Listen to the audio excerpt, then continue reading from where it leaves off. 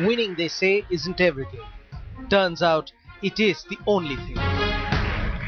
Next, the stage was set for one of the most successful Indian cricket captains of all times. The work of the Prime Minister gets judged only once every 5 years.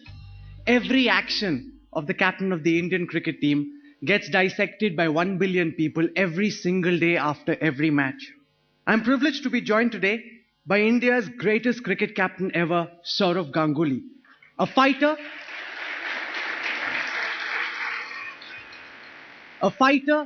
a champion, a leader of men par excellence.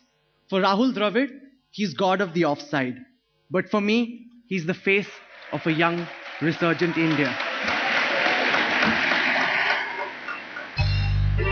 One thing which I've realized during my career as a player and as a captain is that you fall more in life, especially in sport. I'm sure it happens in other aspects of life as well. That you fall more number of times, but it's important how you wake up, how you get up. You work on your training, your game, and try and give your best on the match and not worry about what is going to be, whether you're going to win, whether you're going to keep your place in the team, or whether you're going to lose your place in the team. That's not an easy thing to do because everybody wants to win in sport and everybody wants to do well as a sportsman. But you have to find out a mental way where you can put this aside and just focus on getting runs and picking wickets. But it was in the slug overs, in the question-answer session, that the former Indian captain came up with some gutsy hits. So, I just wanted to ask you that what was so electric and what was the feeling that made you remove your shirt and wave it into the air at the Lords?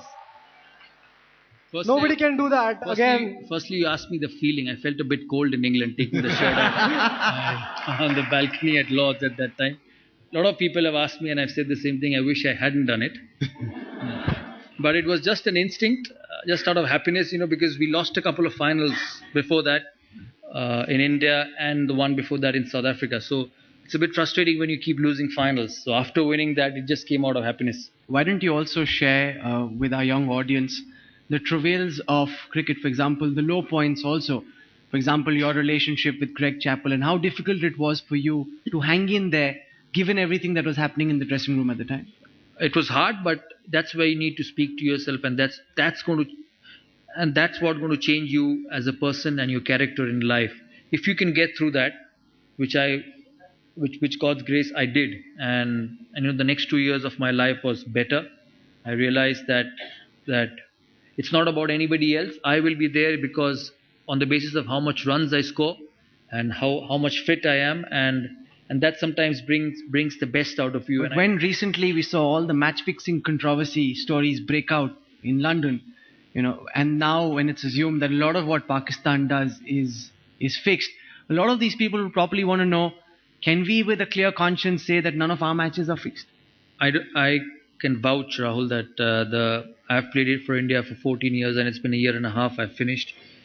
I have not come across any experience or felt anything which could make me say that matches were fixed. So I would like to ask that what was it that you think was different in you that made you such a successful leader as the captain of India? Firstly, I never went into this job thinking that I want to be the most successful captain of India. The success of the team and my success will depend on the players around me. It's important to pick the right players. I've never believed in picking players or dropping players in one test match or two test match or three test matches. Now that we know that since your retirement, you've been trying very hard to give back to cricket, give back to society, give back to this country. Would you be open to the idea of being coach of India? Yes. Not very shortly, but at some stage of my life. It's a special satisfaction when you help your team to get better. There are much easier jobs with sport, playing and coaching. Coaching is probably even tougher because you actually can't play. And you are outside the lines and the win or loss of a cricket match decides your fate. When you are as a player, you can still influence it because you can actually play and score runs and take wickets. But I would really want to do it because anything connected with Indian cricket is a huge honor. So what are the 5 things that Greg Chappell did which Sourav Ganguly would never do as coach of India? We count, huh? Be too friendly with the media. Be honest with the players. not try to impose your ideas through the press. Always work with the players because they're going to give you the results, and that's what Gary Kirsten does so well. Three. And get the confidence of the players. And lastly, stay at the backstage. The captain is